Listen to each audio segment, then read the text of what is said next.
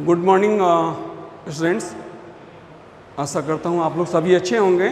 मैं आपके BSc third year के वनस्पति शास्त्र बॉटनी के यूनिट 1 का टॉपिक लेके आपके सामने उपस्थित हूँ। हम लोग आज चर्चा करेंगे आपका जो है बीज का निर्माण जो कैसे होता है उसके बारे में मैंने पिछली क्लास में बताई थी। तो उस बीज से जो है मूलांकुर और प्रांकुर, मूलांकुर द्वारा जो है जड़ का निर्माण और प्रांकुर द्वारा जो होता है तने का निर्माण क्या होता है, कैसे होता है। तो उसके बाद जो है बीज निर्माण की क्रिया के पश्चात बीज की जो अंकुरण जो होता है उसके पश्चात हम लोग चर्चा करेंगे कि 3 प्रकार के जो पौधे होते हैं जिन्हें वार्षिक, द्विवार्षिक तथा बहुवार्षिक पौधे कहे जाते हैं। एनुअल, बायनियल तथा पेरिनियल पौधे कहे जाते हैं। उसके बाद हम लोग चर्चा करेंगे विभाजोत्तक उत्तक के 3 प्रकार के बारे में, जिसे शीर्ष विभाजोत्तक कहा जाता है। दूसरा जो होता है इंटरकैलरी, जिसे हम क्या कहते हैं अंतर्वेशी विभाजोत्तक कहते हैं। और तीसरा जो है लेटरल, जिसे हम क्या कहते हैं पार्श्व विभाजोत्तक उत्तक कहते हैं। उसके बारे में हम चर्चा करेंगे। तो जैसा कि मैंने पिछले क्लास में आपको बताया था कि पुष्प के मुख्यतः जो है 4 भाग होते हैं। पहला भाग जो कहा जाता है उसे बाह्यदलपुंज कहा जाता है। दूसरा जो भाग होता है पुष्प का जो अधिकांशतः रंगीन होता है, जिसे हम क्या कहते हैं दलपुंज कहते हैं। और बाह्य दलपुंज तथा दलपुंज जो होते हैं वो क्या होते हैं सहायक भाग होते हैं। इनका कार्य होता है जो प्रजनन वाला जो भाग है उसकी क्या करना, सुरक्षा प्रदान करना। तो जो प्रजनन वाला भाग है उसे हम पुमंग कहते हैं तथा जायांग कहते हैं। पुमंग में क्या पाया जाता है, आपका पराग कोष पाया जाता है, जिससे पराग का निर्माण होता है। और दूसरा जो होता है आपका जायांग जो होता है उससे क्या होता है आपका अंडे का निर्माण होता है। और निषेचन क्रिया के फलस्वरूप क्या होता है बीज का निर्माण होता है। तो बीज का निर्माण हो गया, उसके पश्चात क्या होता है बीज का क्या होगा आपका अंकुरण होता है। तो अंकुरण क्या होता है, बीज की सुषुप्ता अवस्था से जागृता अवस्था में लाने की क्रिया को क्या कहते हैं, अंकुरण कहते हैं। डोर्मेंट स्टेज से एक्टिव स्टेज, सुषुप्ता अवस्था से जागृत अवस्था में आने की क्रिया को क्या कहते हैं, अंकुरण करते हैं। तो आप जब भी किसी बीज को पानी में रखते हैं, 2 या 4 दिन पानी में रखते हैं या जो नमी वाले मिट्टी में रखते हैं, तो कुछ समय पश्चात क्या होता है उससे क्या होता है अंकुरण निकलता है, नहीं, जिसे हम क्या कहते हैं अंकुरण की क्रिया कहते हैं। तो उसमें पहली जो विधि होती है बीज के अंकुरण में, ये क्या होता है अंतः अवशोषण होता है। और अंतः अवशोषण जो है सतही विधि होती है, सतह पर होने वाली विधि होती है। तो बीज के सतह द्वारा क्या होता है जल का अवशोषण होता है। बीज की सतह द्वारा जल का अवशोषण जो होता है ये प्रथम चरण होता है बीज के अंकुरण की अभिक्रिया में, ठीक है। तो ये रहा आपका बीज हो गया, सीड हो गया। कोई भी आप बीज लेते हो, मैंने एक चने के बीज का उदाहरण लिया है।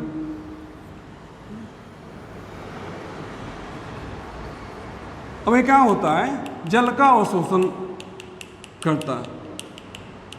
तो बीज के अंकुरण में जो पहली क्रिया होती है उसे हम क्या कहते हैं, जल क्या होता है अंदर प्रवेश करता है। जल क्या होता है बीज के अंदर प्रवेश करता है।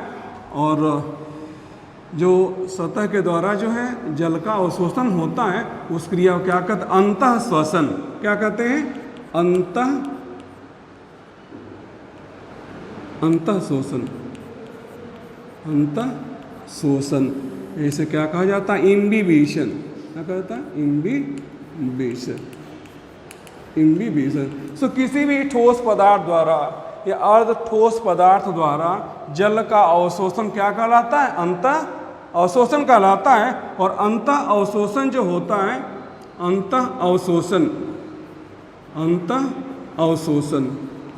अंतः अवशोषण जो होता है ये पहली क्रिया होती है बीज के अंकुरण में। तब बीज क्या होता है अंकुरित होता है। बीज क्या होता है अंकुरित होता है, इसे हम कहते हैं जर्मिनेट होना। तो अंकुरित होता है, आपने देखा हुआ बीज से क्या होता है, ये बीज है आपका। तो जल का मुख्य कार्य क्या होता है बीज के अंकुरण में, जल का सबसे मुख्य कार्य होता है पहला जो है उसमें जो भी एंजाइम से जो भी प्रोटीन है। क्योंकि जब भी कोई बीज सुषुप्ता अवस्था में है, आपने बीज को भंडारण करके रखा है, तो बीज क्या होगा सुषुप्ता अवस्था में होगा। इसमें जो भी जो जैविक गतिविधियां होती हैं, जैविक क्रियाएं होती हैं, सारी क्या होती हैं, बंद होती हैं, क्योंकि इसके एंजाइम तथा प्रोटीन क्या होते हैं, सक्रिय नहीं होते हैं। अब जैसे ही जल का अवशोषण हुआ, अंत अवशोषण विधि द्वारा, इम्बिबिशन द्वारा, उस जल ने क्या किया, एंजाइम तथा प्रोटीन को क्या कर दिया, सक्रिय कर दिया। सब एंजाइम तथा प्रोटीन सक्रिय हो गए तो उपापचयी क्रिया क्या हो जाती है, आरंभ हो जाती है। दूसरा जल का मुख्य कार्य होता है आपका, जो भी इसमें जो संग्रहित खाद्य पदार्थ हैं उसको घुलाना, क्योंकि जब बीज अंकुरित हो रहा है तो उसको कार्य करने के लिए क्या चाहिए, ऊर्जा चाहिए। जो भी जैविक गतिविधियां बीज के अंदर होंगी, जो भी उपापचयी अभिक्रिया या क्रिया जो है बीज के अंदर होती है, उसके लिए क्या होती है, ऊर्जा की आवश्यकता होती है। और ऊर्जा हमें कहाँ से प्राप्त होगी, जो बीज में संग्रहित खाद्य पदार्थ होते हैं उससे क्या होती है, ऊर्जा आपकी प्राप्त होती है। ठीक है, तो जल ने दो कार्य किया, एक तो एंजाइम को क्या कर दिया, सक्रिय कर दिया, प्रोटीन को सक्रिय कर दिया, और दूसरा जो संग्रहित खाद्य पदार्थ है उसको घुला दिया। तो इससे क्या होता है, बीज क्या होता है, अंकुरित हो जाता है, बीज की उपापचयी क्रियाएं आरंभ हो जाती हैं। अब क्या होता है, इससे दो प्रकार की संरचनाएं निकलती हैं, जिसे प्रांकुर तथा मूलांकुर कहते हैं। ये हो गया मूलांकुर और दूसरा होता है प्रांकुर। ये हो गया आपका प्रांकुर और ये हो गया मूलांकुर। मूलांकुर इसे हम क्या कहते हैं, रेडिकल, रेडिकल, और इसे क्या कहते हैं, प्लूम्यूल। क्या कहते हैं, प्लूम्यूल। तो मूलांकुर के द्वारा क्या होता है, जड़ का निर्माण होता है। किसका निर्माण होता है, जड़ का निर्माण होता है। और प्रांकुर के द्वारा क्या होता है, प्ररोह का निर्माण होता है। प्ररोह या तने का क्या होता है, निर्माण होता है, तने का निर्माण होता है। कि उस तने पर क्या होता है, पत्तियां लगती हैं, उस पर पुष्प लगते हैं, तो तने का निर्माण जो होता है प्ररोह।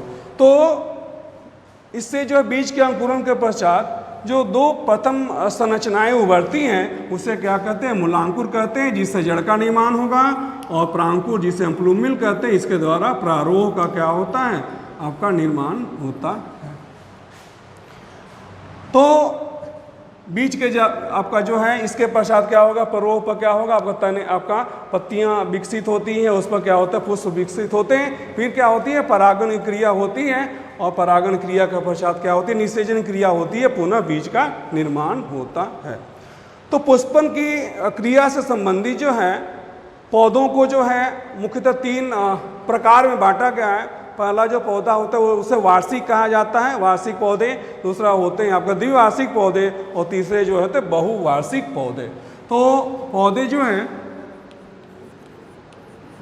उनके जीवन चक्र के काल के आधार पर, समय के आधार पर तीन भागों में बांटा जाता है। पहला होता है वार्षिक, पहला हो गया वार्षिक। दूसरा जो होता है उसे हम कहते हैं द्विवार्षिक, द्विवार्षिक। और उसके बाद तीसरा जो होता है बहुवार्षिक, बहुवार्षिक। अब होता क्या है कि आपका वार्षिक जो पौधे होते हैं इनका जो है प्रत्येक ऋतु में, प्रत्येक मौसम में क्या होता है, इसमें पुष्प आते हैं। तो एक साल में क्या होता है, किसी एक मौसम में यहाँ पुष्प आते हैं। द्विवार्षिक जो होते हैं पौधे, उनका जीवन चक्र जो है 2 साल का होता है। 1 साल के अंतराल के बाद क्या होते हैं, इसमें पुष्पन की क्रिया होती है। बहुवार्षिक जो होते हैं इनमें क्या होता है, 2 साल से अधिक का क्या होता है, जीवन काल होता है। पौधे क्या होते हैं, जीवित रहते हैं। तो इसके बाद हम पढ़ने जा रहे हैं उत्तक के बारे में, ठीक है, विभोजोत्तक के बारे में। तो उत्तक जो होता है, विभोजोत्तक के बारे में बात कर रहे हैं। तो विभोजोत्तक वैसी कोशिकाएं होती हैं इनमें क्या होता है, कोशिका का विभाजन जो है तीव्र गति से होता है।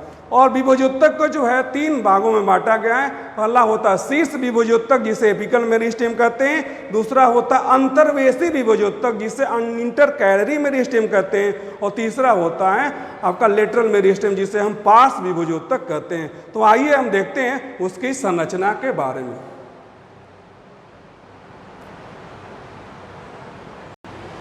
तो बच्चों, जैसा मैंने आपको बताया कि बीज का जो अंकुरण होता है, तो अंकुरण के पश्चात क्या होता है, आपका जड़ का विकास होगा, तने का विकास होगा।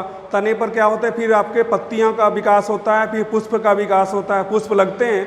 तो ये जो सारी क्रियाएं होती हैं इसमें क्या होता है, कोशिका विभाजन के द्वारा क्या होता है, अनेक प्रकार के ऊतकों का निर्माण होता है। तो उसमें सबसे जो है आपका मूलभूत जो ऊतक माना जाता है उसे हम कहते हैं विभोज्योतक कहते हैं। क्या कहते हैं, मेरिस्टेम या विभोज्योतक। अब इसे विभोज्योतक इसलिए भी कहा गया है कि इनकी कोशिकाओं में क्या होती है, विभाजन की क्षमता क्या होती है, अधिक होती है।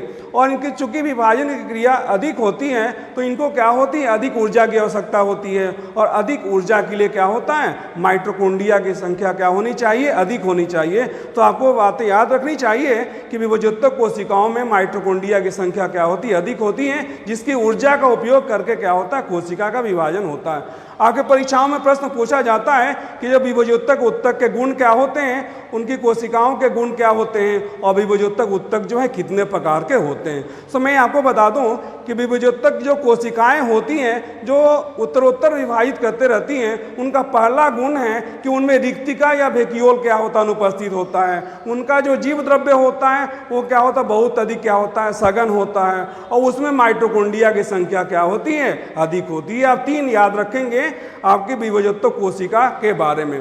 तो विभोज्योतक ऊतक जो होते हैं कितने प्रकार के होते हैं, 3 प्रकार के होते हैं। विभोज्योतक ऊतक जो है इसे मेरिस्टेम भी कहते हैं, विभोज्योतक ऊतक या इसे मेरिस्टेम कहा जाता है, मेरिस्टेम। ये 3 प्रकार के होते हैं। पहला होता है शीर्षस्थ विभोज्योतक, शीर्षस्थ विभोज्योतक।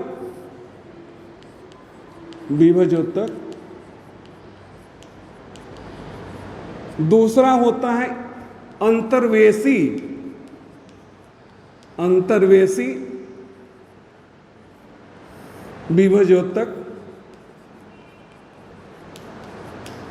विभोज्योतक। और आपका तीसरा जो होता है उसे हम कहते हैं पार्श्व विभोज्योतक। तो विभोज्योतक ऊतक जो है इसे अनेक प्रकार से वर्गीकृत किया गया है। तो उसमें आपका जो अभी वर्गीकरण जो मैंने आपके सामने प्रदर्शित किया है वो उसकी स्थिति के आधार पर, पोजीशन के आधार पर। तो सबसे शीर्षस्थ, जैसा नाम आपका पता है, शीर्षस्थ विभोज्योतक। तो शीर्षस्थ विभोज्योतक क्या होता है, आपका जो मूल जो होता है या जो प्ररोह जो होता है उसके शीर्ष भाग में, जड़ तथा तना के शीर्ष भाग में जो विभोज्योतक पाया जाता है उसे हम क्या कहते हैं, शीर्षस्थ विभोज्योतक कहते हैं। ठीक है, तो ये आपका क्या हो गया, शीर्षस्थ विभोज्योतक। दूसरे प्रकार का विभोज्योतक जो क्या होता है, जो पत्तियों के आधार पर पाया जाता है।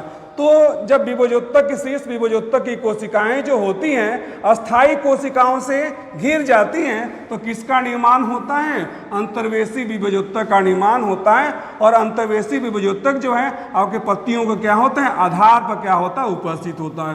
तो ये मैंने आपको जो दिखाया है ये क्या है, आपका अंतर्वेशी आपका विभोज्योतक। तीसरे प्रकार का जो है सो अंतर्वेशी विभोज्योतक जो है ये क्या होता है, मूल तथा प्ररोह, जड़ तथा तना की लंबाई में वृद्धि के लिए क्या होता है, उत्तरदायी होता है, रिस्पॉन्सिबल होता है। तीसरे प्रकार का जो विभोज्योतक होता है उसे हम क्या कहते हैं, पार्श्व विभोज्योतक कहते हैं। और पार्श्व विभोज्योतक जो है पौधे की मोटाई, तने की मोटाई के लिए क्या होता है, आपका उत्तरदायी होता है। तो यहाँ मैंने आपको प्रदर्शित किया है, ये क्या है आपका पार्श्व विभोज्योतक, जो क्या होगा आपके जो तने के क्या होगा, आपको पार्श्व भाग में पाया जाता है, लेटरल भाग में आपका पाया जाता है। तो पुनः एक बार से शीर्ष विभोज्योतक जो है वो क्या होगा, मूल तथा प्ररोह के शीर्ष पर पाए जाते हैं। अंतर्वेशी जो विभोज्योतक होगा वो क्या होता है, पत्तियों के क्या होते हैं, आधार पर पाए जाते हैं। और पार्श्व विभोज्योतक जो है वो आपके जो है पार्श्व भाग में पाए जाते हैं। और तने की मोटाई के लिए जो विभोज्योतक सबसे अधिक उत्तरदायी होता है वो होता है पार्श्व विभोज्योतक। और अंतर्वेशी विभोज्योतक जो होता है वो क्या होता है, पौधे की लंबाई के लिए उत्तरदायी होता है। तो अब थोड़ी सी हम, जैसे मैंने बताया था कि विभोज्योतक में जो कोशिकाएं जो होती हैं, इन कोशिकाओं का मुख्य गुण क्या होता है, आपके परीक्षाओं में प्रश्न पूछा जाता है कि विभोज्योतक ऊतक में जो कोशिकाएं होती हैं उन कोशिकाओं का मुख्य गुण क्या होता है। तो कोशिकाओं का 3 मुख्य गुण, कोशिकाओं का गुण। पहला गुण जो होता है, पहला गुण होता है इनमें क्या होता है, रिक्तिका क्या होती है, अनुपस्थित होती है। याद रखेंगे रिक्तिका, या जिसे हम वैक्यूल भी कहते हैं, वैक्यूल। वैक्यूल क्या होता है? अनुपस्थित होता है, अनुपस्थित होता है। दूसरा जो है इसका जीव द्रव्य क्या होता है? सघन होता है, डेंस होता है। जीव द्रव्य सघन होता है, डेंस होता है। और तीसरा मैंने बताया कि इसमें माइटोकॉन्ड्रिया की संख्या क्या होती है? अधिक होती है। माइटोकॉन्ड्रिया जो आपने पढ़ा होगा कि ऊर्जा का शक्ति गृह कहा जाता है, power house of the cell कहा जाता है। तो चूंकि इनकी उपापचयी क्रियाएं बहुत अधिक होती है, क्योंकि कोशिकाओं को तीव्र रूप से विभाजित करना होता है, इसलिए माइटोकॉन्ड्रिया की संख्या क्या होती है? दूसरे ऊतक की तुलना में, दूसरे प्रकार की कोशिकाओं की तुलना में क्या होती है? अधिक होती है। माइटोकॉन्ड्रिया की संख्या अधिक होती है। से 3 गुण आप याद रखेंगे, आपकी परीक्षाओं में पूछा जाता है कि कोशिकाओं, जो विभजोत्तक ऊतक में जो कोशिकाएं पाई जाती हैं उनके मुख्य गुण कौन कौन से हैं, विभजोत्तक ऊतक कितने प्रकार के होते हैं, इनकी स्थिति क्या होती है, इनके कार्य क्या होती है।